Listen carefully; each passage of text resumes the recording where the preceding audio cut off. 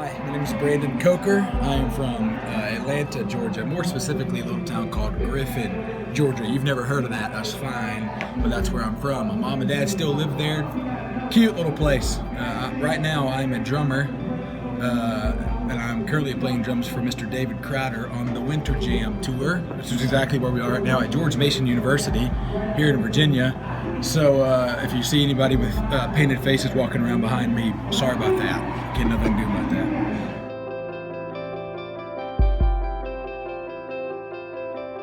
I started playing drums for my church when I was 12 years old, so I'm 30. I know what you're thinking. You're thinking I'm old. It's kind of true. So 12 to 30 is 18 years if my Griffin math is correct, and I think it is.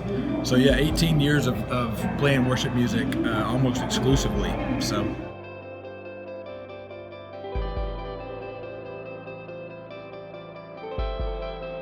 The number one thing I would recommend to anyone trying to get started is to find someone who's doing what you want to do and get close to them and ask them questions. Find someone who you're like, man, this person is either awesome at the instrument that they play, or if they're just great at music, period. And you're like, man, I want to know what it takes to be great.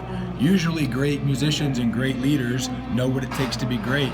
So number one is kind of lay down your pride and be willing to ask questions and get up close to someone that's already doing it and find out how they got started and follow in their footsteps. Matter of fact, see if they'll mentor you. See if they'll meet with you once a week about over coffee, or if you're not old enough to drink coffee yet, I don't know, Fanta, and just see like what's going on. Like ask the questions and be vulnerable and be willing to learn and to put down your pride for a second.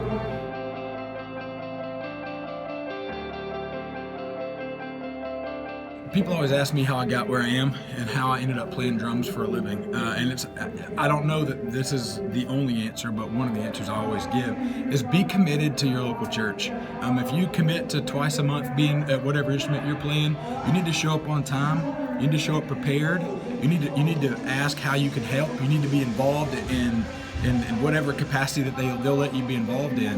And then whenever you commit to that, stick to your commitment. I don't care if something better comes up. I don't care if your favorite TV show's on or your favorite Justin Bieber is in concert, whatever's going on.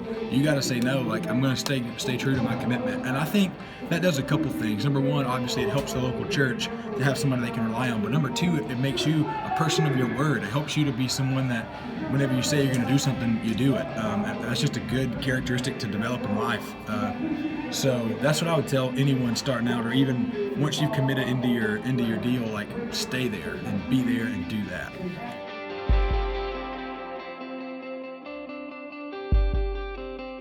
Sure. Well, obviously, you can't give what you don't have. You can't export what you didn't import. So, like, being super consistent in your devotions and in your quiet time with God is the biggest thing in the world. I mean, people can see authenticity, and at the same time, they can tell when you're not. When you're drumming it up, when you're putting on a fake smile because that's what you're supposed to do on Sundays. People know, man. So I would just say you can't export what you haven't imported, and you can't show what you haven't already learned. So spend time during the week. Your during the week prep absolutely affects Sunday. So don't slack on that. Be super intentional with that, and it will show on Sundays.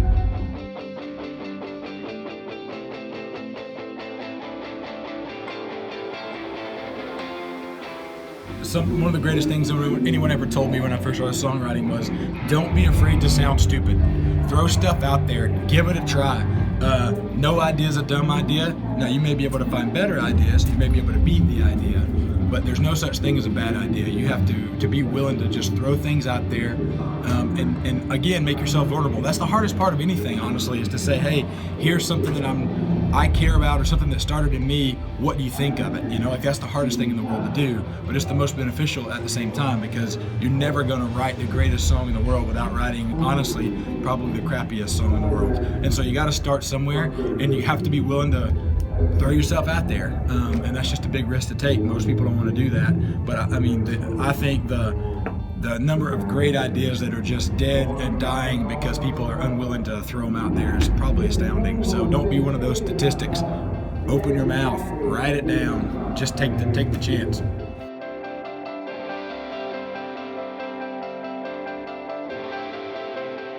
So So keep in mind your audience always. The church is full of two kinds of people: people who are super like Christians and super people who know worship music, and then a crowd who has no idea.